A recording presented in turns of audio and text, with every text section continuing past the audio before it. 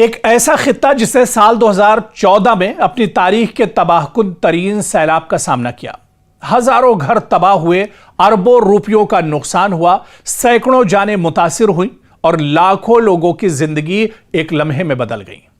اس سانحے کے بعد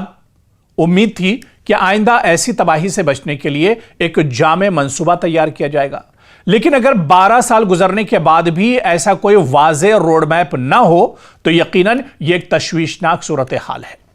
ایک رپورٹ کے مطابق سال 2014 کے کشمیر میں تباہ کن سیلاب کے بعد حکومت ہند کے تحت کام کرنے والے central water and power research station یعنی CWPRS نے کشمیر کے لیے ایک جامع فلڈ مینجمنٹ پلان تجویز کیا تھا۔ اس منصوبے میں صرف دریائے جہلم کی ڈریننگ یعنی صفائی ہی نہیں بلکہ طویل مدتی انجینئرنگ اقدامات بھی شامل تھے، اور رپورٹ کے مطابق جو ایکسپرٹس تھے، ماہرین تھے، انہوں نے فلڈ اسپل چینل میں تبدیلی، پانی ذخیرہ کرنے کے لیے ڈیسٹینیشن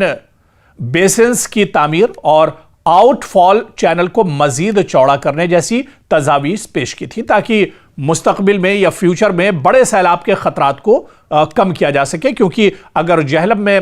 پانی بڑھتا ہے یا سیلاب آتا ہے تو پورا کشمیر کہہ لیجئے یا پورا سری نگر شہر دراصل اس کی زد میں آ سکتا ہے۔ لیکن سوال یہ کہ اگر منصوبہ موجود تھا تو اس پر اتنے سالوں میں عمل کیوں نہیں ہوا؟ 12 سال گزر گئے، 2014 میں اتنی زبردست تباہی ہوئی، اربوں خربوں کا نقصان ہوا، بڑے پیمانے پر جانی نقصان ہوا، پھر اس پر عمل اس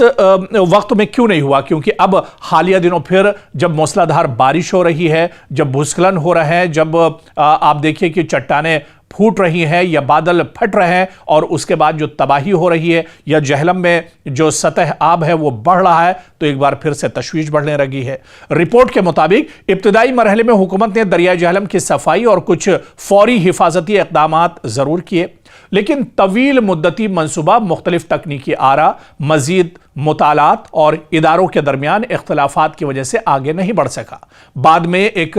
ورلڈ بینک کے تعاون سے ہونے والی فیزیبلٹی اسٹڈی نے بھی بعض تجاویز پر سوالات اٹھائے، جس کے بعد معاملہ مزید جائزے کے لیے بھیج دیا گیا۔ نتیجہ یہ نکلا کہ کئی اہم تجاویز آج بھی کاغذوں تک ہی محدود ہیں۔ پھر جو جانکار ہیں ان کا کہنا ہے کہ صرف ڈریجنگ یعنی دریا کی صفائی بڑے سیلابوں سے مکمل تحفظ کی ضمانت نہیں ہے، بلکہ اس کے ساتھ ساتھ قدرتی آبی گزرگاہوں کا تحفظ، ویٹ لینڈز کی بحالی، بہتر شہری منصوبہ بندی اور مضبوط نکاسی پانی کا نظام اور جدید فلڈ وارننگ سسٹم بھی اتنے ہی ضروری ہیں۔ یعنی کشمیر میں حالیہ برسوں کے دوران شدید بارش، موسمیاتی تبدیلی اور تیزی سے بڑھتی شہری آبادی نے بھی سیلاب کے خطرات میں اضافہ کیا ہے۔ ماہرین اب یہاں خبردار کرتے ہیں کہ اگر جامع منصوبہ بندی یعنی اگر ایک کمپلیٹ منصوبہ بندی نہ کی گئی تو مستقبل میں کسی شدید بارش کی صورت میں وادی کو دوبارہ بڑے نقصان کا سامنا کرنا پڑ سکتا ہے۔ یعنی اس بار جو حالات مانسون میں بنے وہ دراصل الارمنگ ہے۔ اس پر انتظامیہ کو، سرکار کو ایک طرح سے سوچنا ہوگا، کس طرح سے اس پر ایک روڈ میپ بنانا ہوگا، ایک میکانزم بنانا ہوگا تاکہ آنے والے دنوں میں پھر یہ خطرہ نہ بڑھے یا پھر